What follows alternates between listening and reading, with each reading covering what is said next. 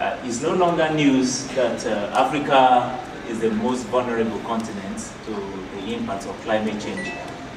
Though Africa contributes just 4% to the causes of climate change, yet they bear the brunt of climate change.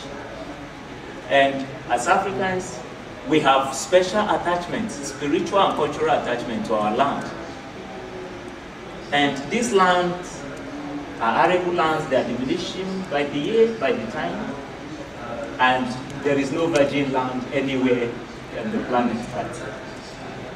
Now, Africa depends much on rain-fed agriculture, and this sector is being threatened by climate change. And this is what they have contributed nothing to the impact, yet they are suffering. Being a rain-fed continent, rain-fed agricultural continent, if there is no food, it means a lot of problems, a lot of challenges, a lot of movements. And millions of people, as a result of climate change, has been forced from their homes, from their primary place of abode.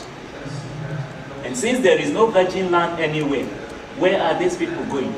Where are Africans going? This has brought us to the reality of climate change in Africa. Let's look at in the area of drought and desertification. You'll see that in the Horn of Africa, Somalia, there are famines there, down to different countries in Africa. People are being forced to move, because if the land that you used to farm is no longer there, you have to move to a greener area for survival. And as people move, it comes along with its own attendant consequences. Now, you look at also the issue of a flood ravaging Africa. Now, in most countries in Africa, we don't even have the capacity to cope with some of these impacts. Once there are floods, people are forced to move. They don't have capacity to cope.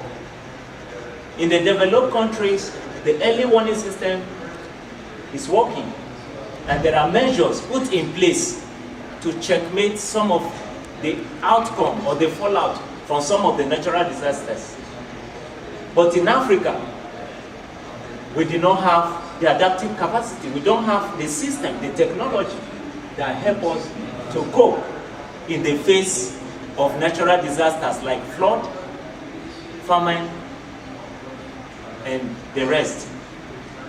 And now, as people move, there are bound to be frictions. They are leaving their country.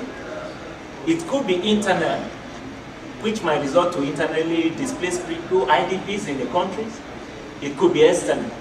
And once people are forced to move, as they move, especially the pastoralists in Africa, as they move, they are bound to encroach on people's land, on the farmland of the host communities. And this has caused a lot of conflicts in Africa. We are grappling with the issue of food shortage. We are grappling with the issue of diseases and epidemics as a result of climate change. Yet the issue of conflict is an added burden to Africa.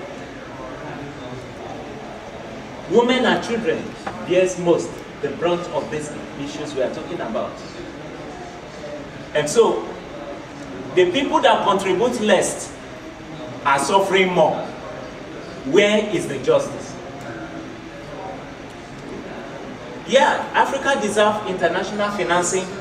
Africa deserves adaptation for mitigation, capacity strengthening. It's agreed. We move from one COP to another, making pledges. Developed countries making pledges. We will help developing countries adapt. We don't have planet B.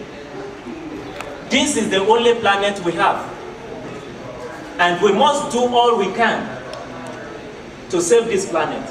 The developed countries have used their own fair share of the atmosphere. And so, they are telling us to adapt. Yeah, we're already adapting.